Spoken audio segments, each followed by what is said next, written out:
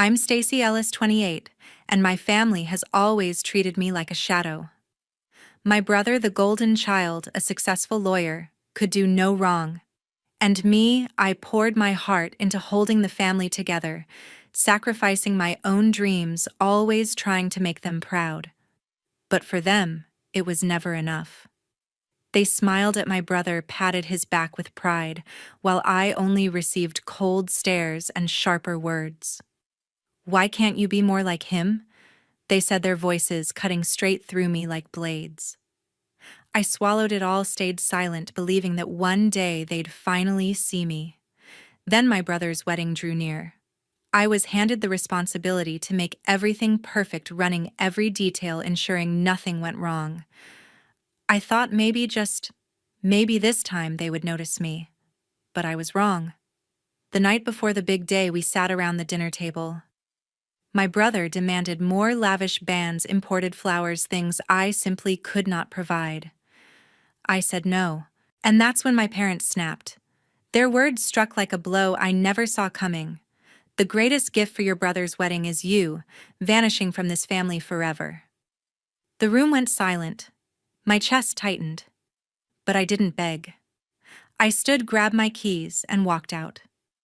The door closed behind me like a final full stop. The wedding day came. Everything seemed perfect, until it all collapsed in the blink of an eye. If it were you, would you stay to witness it or walk away forever? Share your thoughts in the comments below. I'd love to hear your answer. Years earlier, I was a freelance marketer with big dreams. I'd just landed a contract with a major supermarket chain, $40,000 to revamp their regional ad campaign. It was my ticket to independence, a chance to build my name in a cutthroat industry. But then, my family's grocery store in Erie, Pennsylvania, hit rock bottom. Bills piled up, suppliers stopped calling, and my parents were drowning in debt. My mom's voice cracked over the phone, begging me to help. My dad, usually stoic, admitted they might lose everything. I couldn't let that happen. So I walked away from the contract. I called the supermarket's rep, canceled the deal, and poured every ounce of my energy into saving our store. I crafted a marketing campaign from scratch, ads on local radio, flyers in every mailbox, even early social media posts on clunky platforms. I negotiated with vendors, charmed customers, and slashed costs. Within months, foot traffic doubled. The store's revenue climbed, and we paid off the worst debts. I worked nights tweaking slogans, designing posters, believing this would finally make them see me. But they didn't. My mom, Joyce Reed, and my dad, Jeffrey Reed, called a family meeting one evening. I expected gratitude, maybe a nod for pulling us through. Instead, they handed the store's reins to my brother, Brent Ellis. "He's a lawyer," my mom said, her eyes glowing with pride. "He's got the head for this." Brent, who hadn't lifted a finger, who spent those months at his law firm, was now in charge. My dad nodded, avoiding my gaze. "It's for the best," he said. I stood there stunned, my chest tight. Brent smirked, adjusting his tie, already planning changes to my campaign. "You did okay, Stacy," he said, his tone dripping with condescension. Okay, I'd saved their legacy. I'd sacrificed my future. But to them, I was just the backup, the one who filled in gaps. My mom kept praising Brent's vision as if my work was nothing. My dad didn't even look up from his coffee. I wanted to scream, to demand they acknowledge what I'd done. But I didn't. I swallowed the hurt, forced a smile, and kept going. Late nights at the store, I'd reorganize shelves, update ads, anything to stay useful. I told myself they'd notice eventually. If I worked harder, proved myself more, they'd see my worth. Maybe at a family dinner, my mom would finally say, "You saved us." Maybe my dad would clap my shoulder, not Brent's. Nathan Todd, my best friend since college, saw through it. We'd meet at a diner, and he'd shake his head over my stories. "They're blind, Stacy," he said one night, sipping coffee. "You're killing yourself for people who don't care." I brushed it off, but his words stuck. I couldn't stop hoping, couldn't quit, trying to earn their respect. So I stayed, pouring myself into their world, believing one day they'd value me. The store thrived because of my campaign. Customers filled the aisles, cash registers hummed, and suppliers returned. But every time I walked in, I saw Brent's name on the manager's office door. My parents would call him to discuss strategy while I was left restocking shelves. "Good job," my mom said once, distracted as if I'd mopped a floor, not saved their business. Brent would breeze in, tossing out ideas I'd already implemented, and they'd nod like he'd invented them. I kept waiting for a thank you, a real one. I kept thinking maybe next time. Maybe if I did more, they'd see me as more than the lesser child.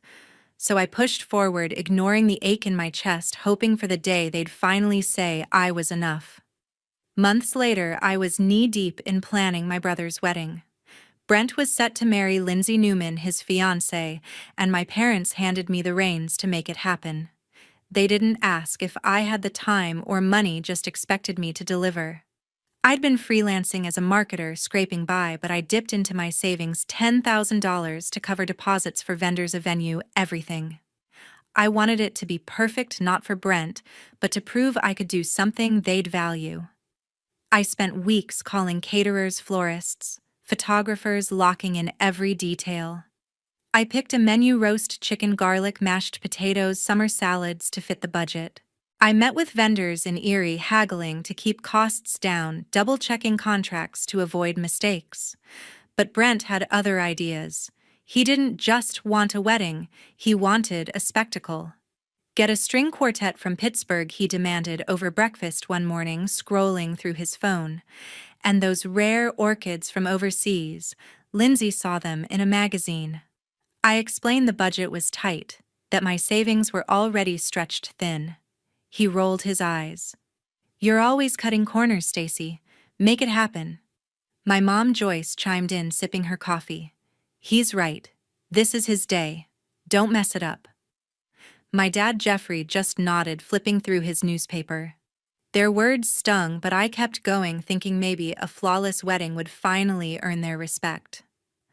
I worked late nights, emailing vendors, adjusting plans. I found a local band willing to play for less, booked standard roses instead of imported flowers. Every choice was calculated to balance Brent's demands with reality. But he kept pushing. One afternoon he called, insisting on a celebrity DJ from Cleveland. "It's only a few thousand more," he said, like it was nothing. I reminded him I was funding half the wedding myself. "Figure it out," he snapped, hanging up. Joyce overheard and shook her head. "Why can't you just do what he wants?" she said. Jeffrey glanced up, muttering, "Don't ruin this for him." I felt dismissed, like my efforts were invisible. I'd spent hours coordinating, sacrificing my own projects to make their vision work.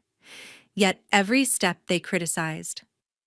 At a family lunch, Joyce pointed out a typo in the invitation draft I'd shown her.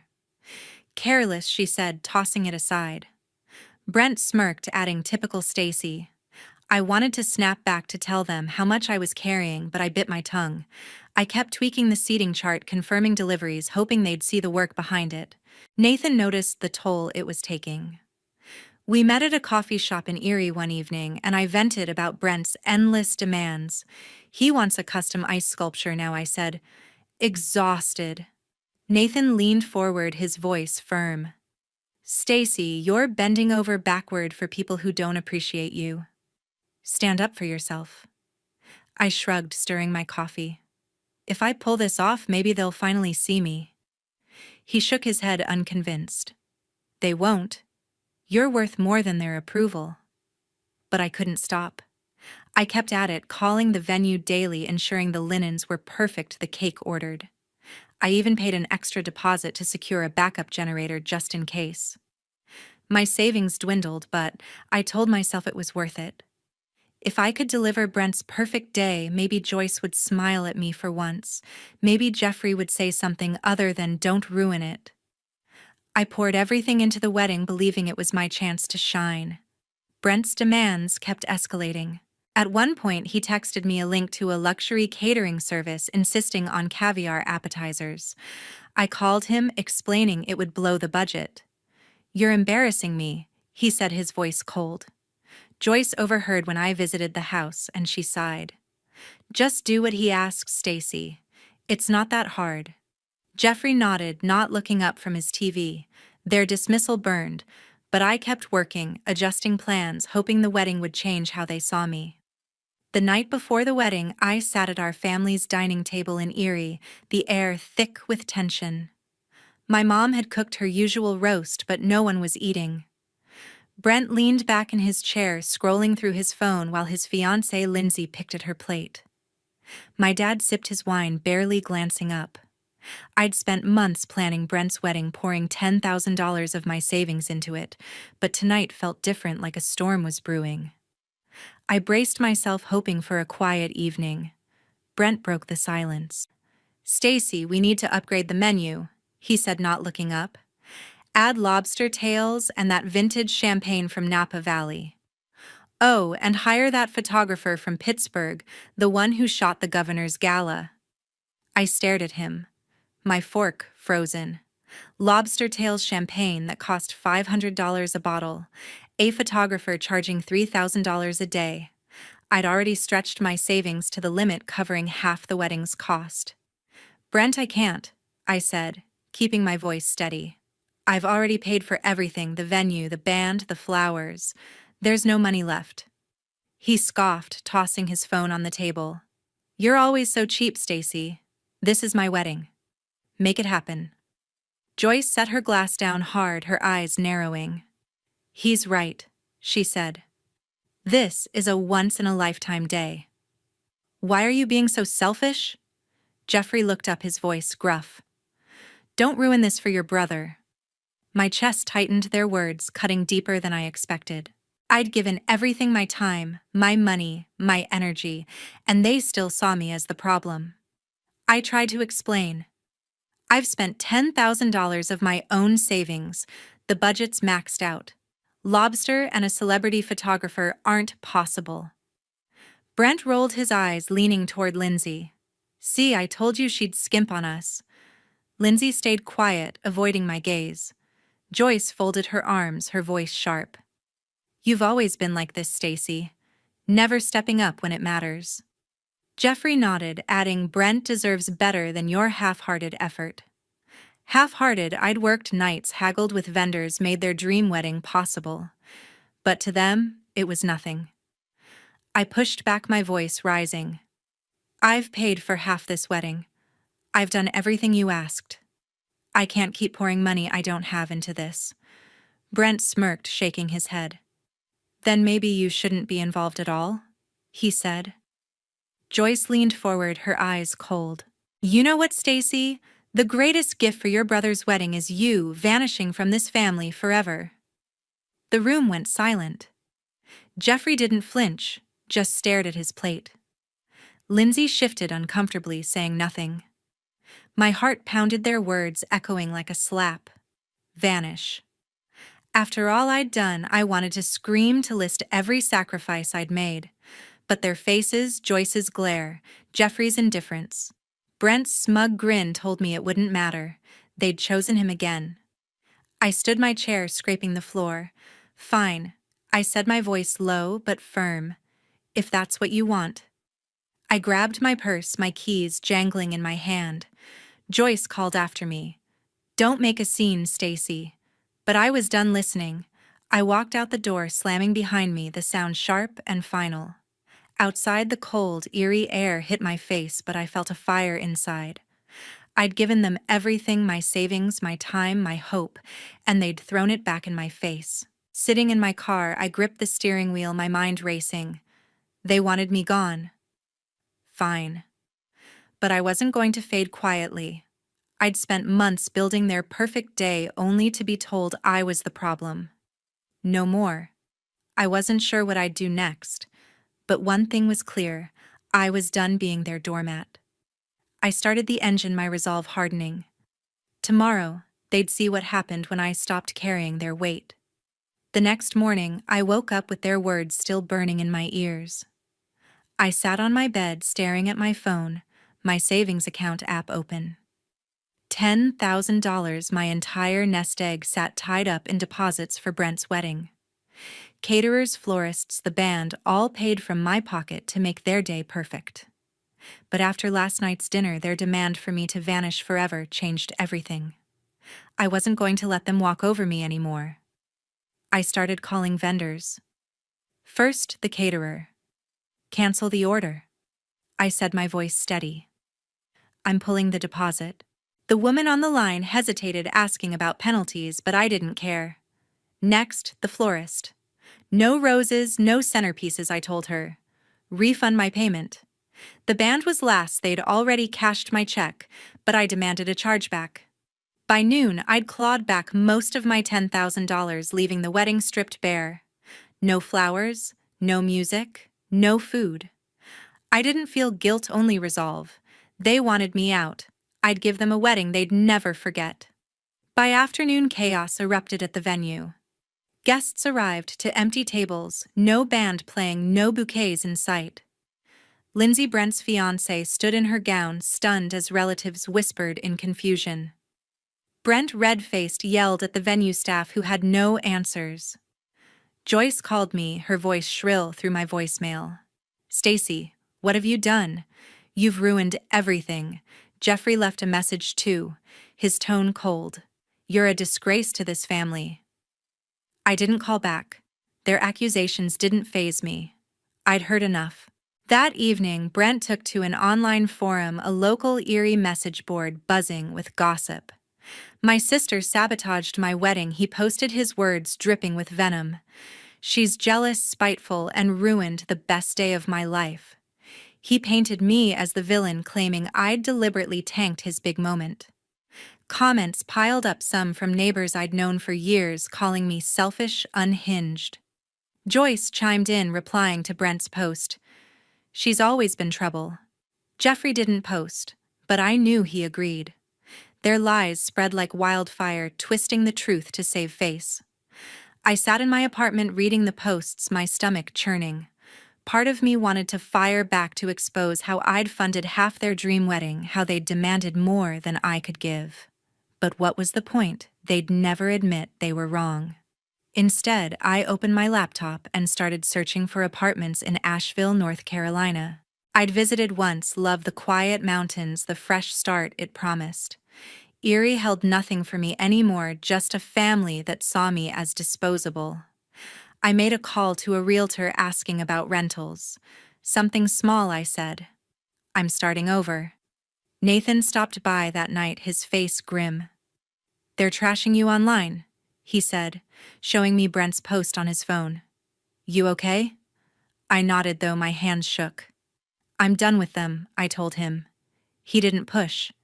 Just sat with me as I packed a few boxes, closed books, my laptop. You're stronger than they know, he said before leaving. His words stayed with me, a small anchor in the storm. By midnight, I'd booked a one-way bus ticket to Asheville for the next week. The wedding's collapse was on them, they'd pushed me too far. Joyce's voicemail played again in my mind, her voice blaming me for their embarrassment. Jeffrey's cold tone echoed, labeling me a disgrace. Brent's post with its lies stung worst of all. But I wasn't staying to fight their narrative. I'd given them everything, my money, my effort, my hope, and they'd thrown it away. Now, I was choosing myself. Weeks after the chaos, I stood in my small Erie office packing up the last of my things. I'd built a modest freelance marketing business over the years, a side hustle that brought in just enough to keep me afloat. It wasn't much, just a rented room with a desk, a computer, and a few client files, but it was mine. I'd decided to sell it. A local agency offered $25,000 for my client list and contracts. I signed the papers without hesitation, the pen steady in my hand. That money, plus the $10,000 I'd pulled back from the wedding, was my ticket out. I also made a harder call. For years, I'd poured myself into my family's grocery store, first with the marketing campaign that saved it, then with a $5,000 investment from my savings to keep it running. I'd managed inventory, negotiated with suppliers, kept the books balanced. But after their betrayal, I was done. I contacted the bank and withdrew my investment, every cent. I didn't call Joyce or Jeffrey to warn them. They'd made their choice when they told me to vanish. Without my money and management, the store's cracks, ones I'd patched for years, would split wide open.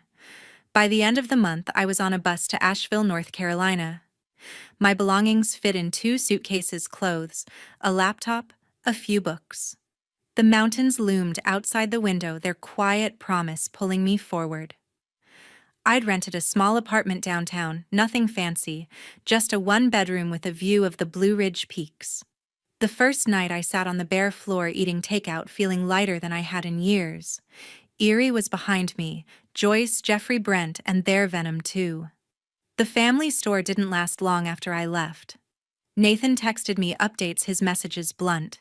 Suppliers stopped delivering when payments stalled. Customers dwindled, turned off by empty shelves. Brent, who'd been handed the reins, fumbled every decision. Joyce tried to step in, but she couldn't handle the logistics I'd managed. Jeffrey just retreated, blaming everyone else. Within weeks, the store declared bankruptcy, its doors locked for good. Nathan wrote, "They're falling apart without you." I didn't reply. Their failure wasn't my burden anymore. In Asheville, I started over. I took freelance marketing jobs, small gigs for local shops, crafting ads for coffee roasters and boutiques. The work was steady, my skills sharp from years of hustling. I kept to myself at first, wary of new faces, but the city's warmth pulled me in.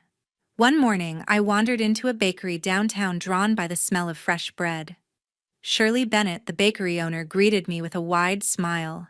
She was in her 50s, her apron dusted with flour, her laugh loud enough to fill the room.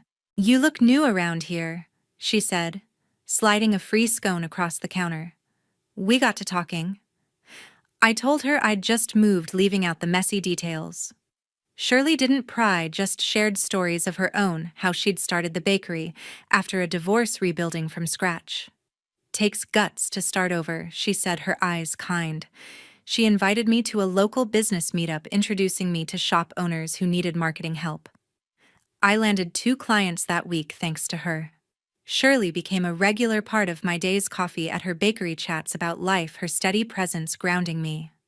I didn't hear from Joyce or Jeffrey. Brent sent one angry email accusing me of tanking the family business. "You're selfish?" he wrote, as if I hadn't kept it alive for years. I deleted it without responding. Lindsay stayed silent, probably caught in Brent's orbit. I thought about Nathan's words from Erie. "You're stronger than they know." He was right. In Asheville, I wasn't the shadow I'd been in Erie. I was building something new, clients, connections, a life that felt mine. One evening, Shirley invited me to her bakery after hours. We sat with mugs of tea, the smell of cinnamon rolls lingering. "You seem different," she said. Settling in, I nodded, realizing I hadn't thought about Erie in days. For the first time, I felt unburdened, like I could breathe without carrying their expectations. Asheville was my fresh start, and with Shirley's help, I was finding my place. I wasn't looking back. Months later, Asheville had become my sanctuary, but the fallout from Erie still rippled. The family grocery store, once the heart of my parents' world, was gone, its shuttered windows a symbol of their unraveling. Joyce and Jeffrey faced a harsh new reality. Their savings dwindled, forcing them to sell their house and move into a cramped apartment on the edge of Erie. Neighbors who once greeted them warmly now avoided their gaze, their reputation tarnished by the store's collapse. Brent fared no better. His charm, once enough to win him favors, couldn't mask his mismanagement. He'd taken a job at a hardware store, but customers whispered about his role in the family's downfall, his arrogance no longer carrying weight. Lindsay, his fiancée, drifted away, their engagement quietly dissolving amid the strain. The life they'd built on borrowed glory had crumbled. I didn't dwell on their struggles. Asheville was my focus, a place where I could rebuild without their shadows. My freelance marketing business was taking root.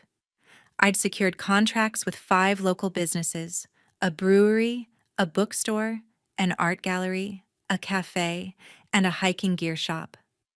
My days were filled with designing logos, writing ad copy, and pitching campaigns over coffee in bustling downtown cafes. My income hovered around $3,000 a month, enough for my modest apartment groceries and occasional treats like a concert ticket or a new pair of hiking boots. Each project felt like a brick in the foundation of a life I was crafting for myself. Nathan remained a steady presence even from miles away. He'd call every few weeks, his voice warm over the crackling line. "Erie's not the same without you," he said once, then laughed. "But you're killing it out there." He sent photos of his latest woodworking project, small tokens that kept our friendship alive. His encouragement reminded me of the strength I'd forgotten I had. Shirley, the bakery owner, was my anchor in Asheville. Her shop, with its cozy wooden tables and scent of fresh pastries, was where I'd brainstorm ideas or unwind after long days. She'd slip me a free muffin saying, "Fuel for the grind." Her belief in me, uncomplicated, unwavering, helped me see myself as more than the daughter who'd never been enough. Then came Joyce's letter. It arrived one crisp morning, her handwriting shaky on the envelope. She claimed she'd been diagnosed with a serious illness, begging me to return to Erie to help her and Jeffrey rebuild. The words were heavy with guilt, painting me as the key to their salvation. I read it twice, my stomach tight. Shirley, wiping down her counter, saw my face and asked what was wrong. I handed her the letter. She scanned it, her brow furrowing. "This smells like manipulation," she said, tossing it aside. "People don't change overnight." Her bluntness cut through my doubt. I'd seen Joyce's tactics before, using pity to pull strings. Nathan, when I called him, agreed. "She's trying to drag you back," he said. "Don't fall for it." I didn't. I wrote one reply, short and final.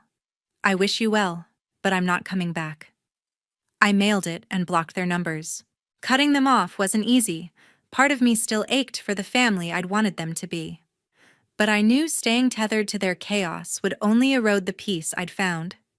Shirley nodded when I told her, her eyes proud. "You're choosing you," she said, pouring me coffee. "That's the hardest, bravest thing." Nathan echoed her in his next call, saying, "You're free now. Don't look back." Their support, steady and real, gave me the courage to let go. In Asheville, I was building more than a career.